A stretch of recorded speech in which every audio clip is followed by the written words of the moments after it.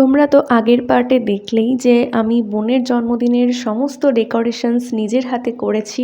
তারপর সন্ধেবেলায় এই যে একদম সুন্দরভাবে রেডি হয়ে নিয়েছিলাম। দেন শুরু হয়েছিল কেক কাটিং। তার আগে তো বার্থডে গার্লের মাথায় বার্থডে ক্যাপ পরাতে হবে, সেই কাজটা আমি নিজের হাতেই করছিলাম।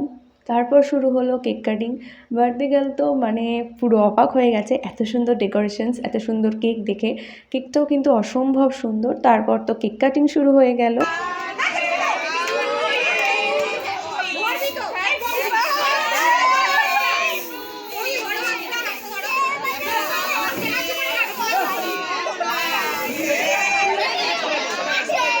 এখানে বার্থডে গার্লের মা বার্থডে গার্লকে নিজে হাতে কেক খাইয়ে দিচ্ছিল। এটাই হলো আমার কাকিমা। তারপর কেক মাখামাখিও শুরু হয়েছিল। তারপর অনেকে খেতে বসে পড়েছিল, কারণ অনুষ্ঠানটা যেহেতু রাতের বেলা ছিল তাই অনেকে দূর থেকে এসছে, তারা বাড়ি ফিরবে সেই জন্যই। চলো বাকিটা কিন্তু নেক্সট পার্টে আসছে।